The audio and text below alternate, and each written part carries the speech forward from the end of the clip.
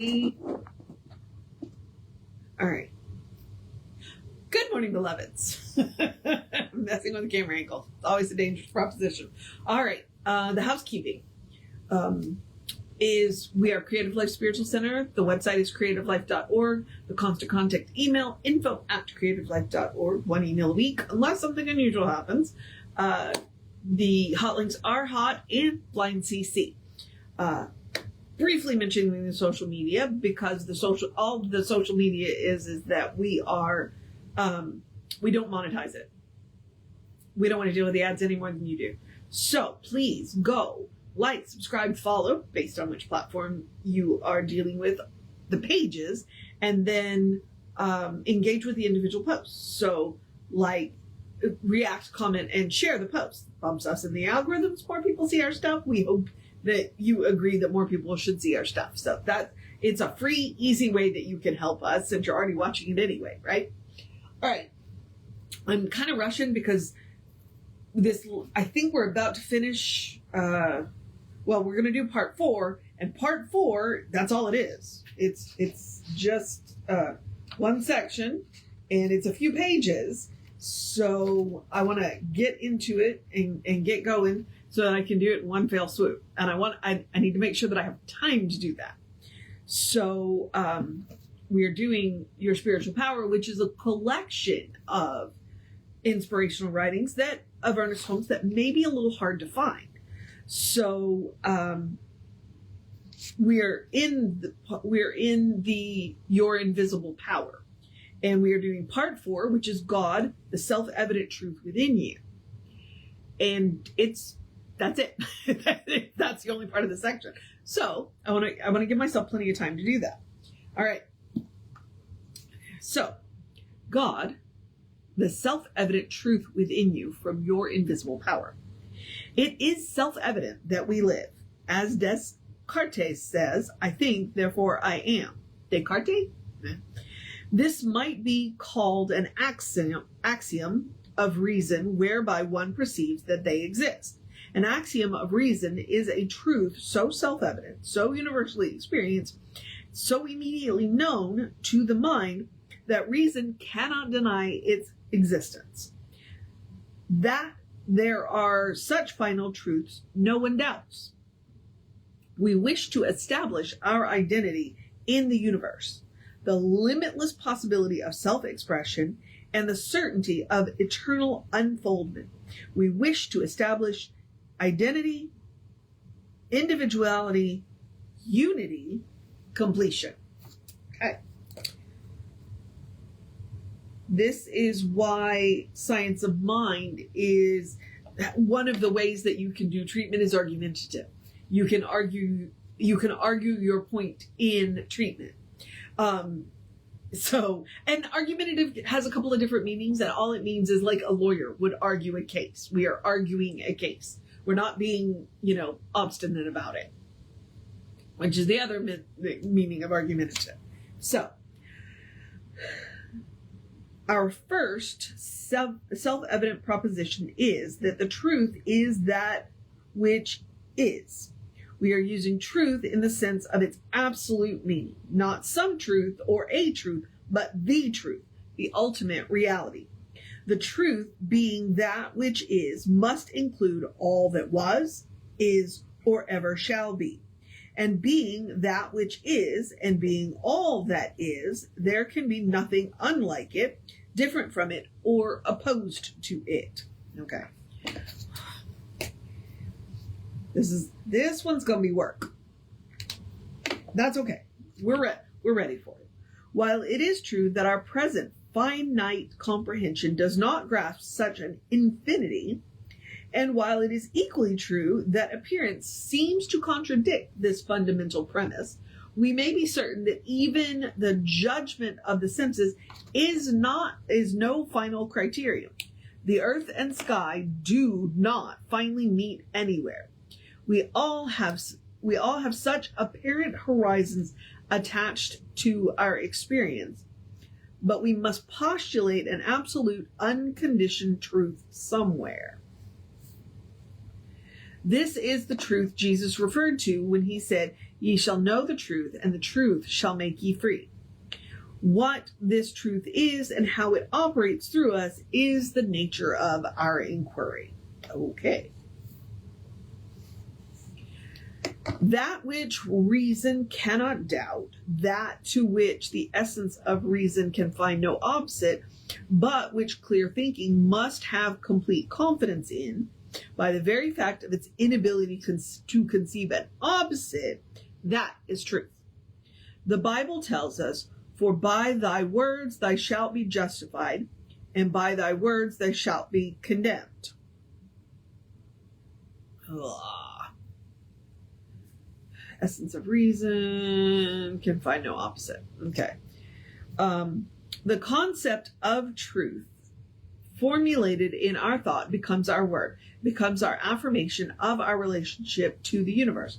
For instance, we either believe that God is all there is, or we do not believe that God is all there is. If clear reasoning does deliver the perception of the allness of truth, and if truth is a synonym for God, then we may say God is all there is. And we may add that it is impossible to conceive any opposite, otherness, difference, unlikeness, either in what we call the past, which is memory, in what we call the present, which is experience, or in what we call the future, which is anticipation. For past, present, and future are but a continuity upon which is threaded the sequence of experience. If God is all there is, then past, present, and future, time, experience, and form, if they exist at all, must exist as some part of truth. If this truth is all there is, then we also must be included in it, and we should identify ourselves with it. Thus, the allness of truth automatically includes the reality of our own being.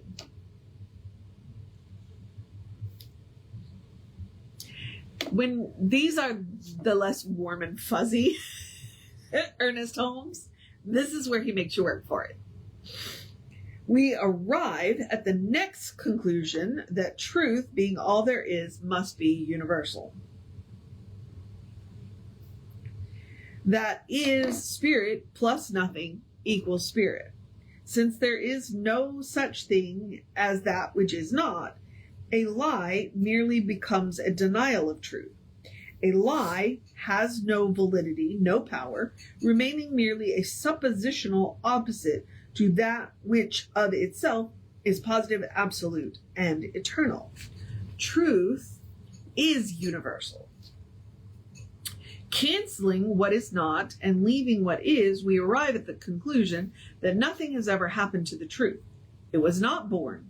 It will not die. It did not come. It will not go. It has no degrees of being. It is universally present. Thus, we arrive at the conclusion that truth is indivisible. Having nothing unlike it with which to divide it, being all, it remains a complete unity. Therefore, every announcement of being is an announcement of truth. The indivisible wholeness of truth includes all that really is, and since I can say I am, truth includes myself. Emerson tells us that no power of genius has ever yet had the smallest success in explaining existence. Well, that's good to know.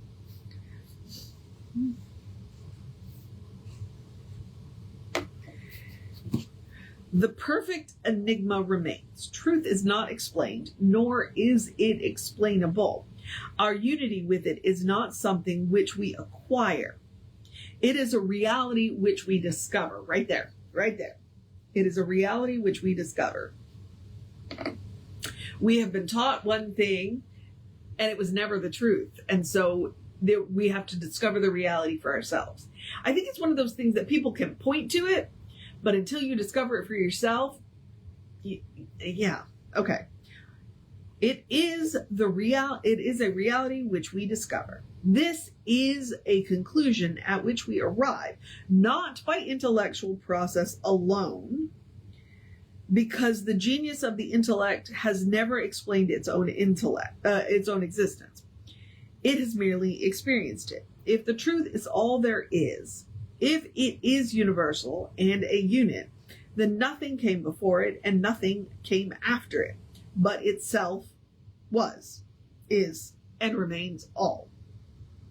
The indivisibility of truth guarantees its unity, and its unity guarantees not only our oneness with it and its oneness with us, but the inseparable allness of this oneness.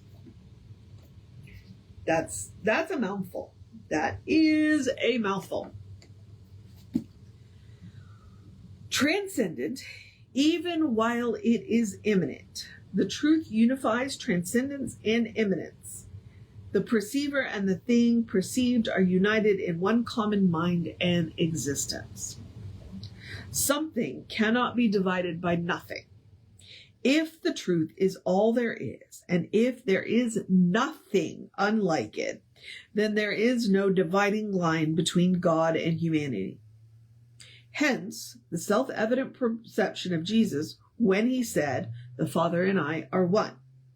Such allness announces independence. It says independence. That which we call the attributes of truth are not attributes of something which projects such alleged attributes, but are activities of that which constitutes such attributes.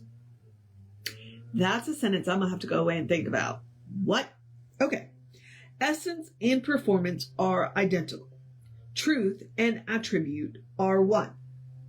This must have been what Jesus had in mind when he said, "The words I speak unto you, they are spirit and they are life." He was not thinking of his word reflecting or transmitting some overdwelling power, but that power itself was undivorced from the word. His word was that power, not merely an expression or an extension of it. Okay, that makes sense. The word is the power. It's not an attribute of it. It's not, okay, yeah. It's not an expression and not an extension. His word is power, which means your word is power. Okay.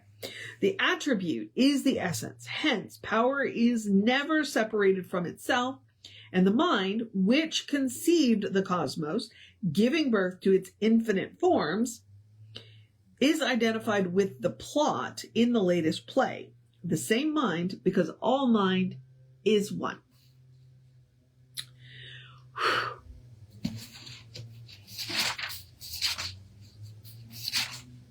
You know what? I think we're going to do part 1 and part 2. Let me see. Yeah, I think so. We're going to finish this. We're going to get to the last page on this paragraph, and then I think we're going to pause this because this is a lot. Within all people and within everything that lives, there is an impulsion towards self-expression. This impulse is dynamic and irresistible. The very fact that there is an insistent urge for self-expression in all individuals proves that this urge is cosmic because the apparent parts substantiate the characteristics of the universal wholeness. If our axiom of unity is correct, therefore, the desire for self-expression is not only legitimate, it is irresistible. To seek escape from this desire would be an unconscious attempt towards self-annihilation. Each individual must interpret the universe for themselves. Since they have to interpret it for themselves, the universe... Wait, what? Hang on. Back up. Each individual must interpret the universe for themselves, since they have to interpret it to themselves. There it is. I missed an article. They interpret it for themselves because they interpret it to themselves. Okay, got it. The universe can interpret itself for them only by interpreting itself to them through them. God can give us only what we take, and the taking is the self-expression of God in us, not something else, something other or different from God, or something which has succeeded in passing a dividing line, but itself is God. Okay. Ah.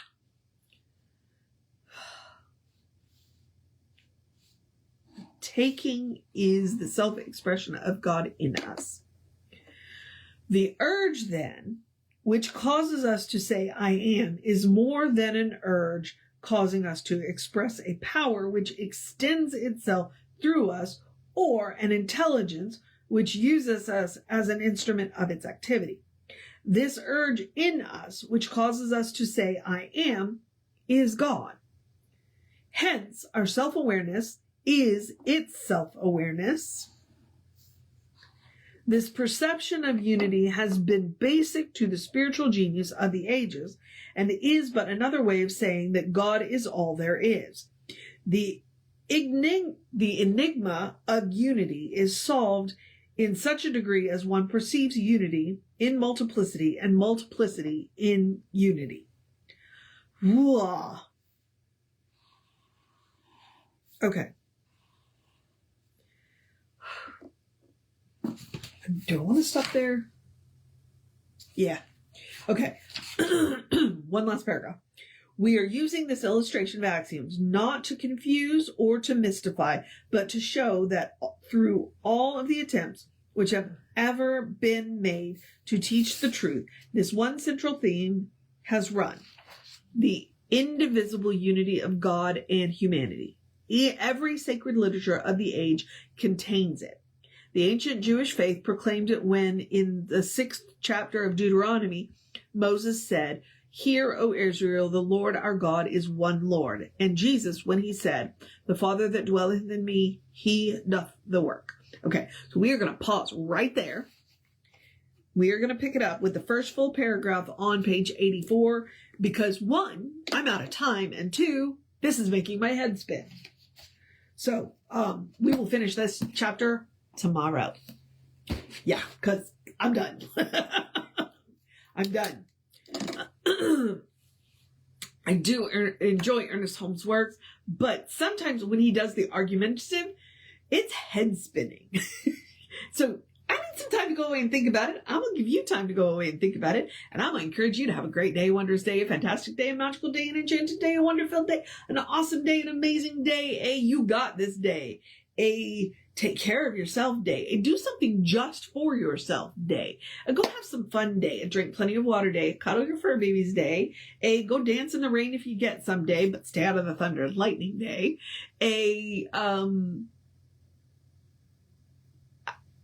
and then we just stop day. And that is okay day. A good day. And if that is too much pressure, simply have a day. You are enough, just as you are. You're a beloved expression of the divine. Your spirit in motion, God in action, a brilliant light, a divine spark, a God in the spirit in motion, God in action, a beautiful masterpiece, and a work in progress at the same time at your own pace. Most favorite part of that sentence. And as Reverend Jesse likes to call us, you are godly. All right, beloveds. Explore the truth of your being. Get to know who the divine knows you to be. The divine knows you to be good. And from there, anything is possible. We will pick up this argument tomorrow around 9-ish. Reverend David should be on around 5 p.m. with you. Like I said, I'll be back with you around 9 to finish that. Take care of yourself. Know that you are loved. And I will see you next time.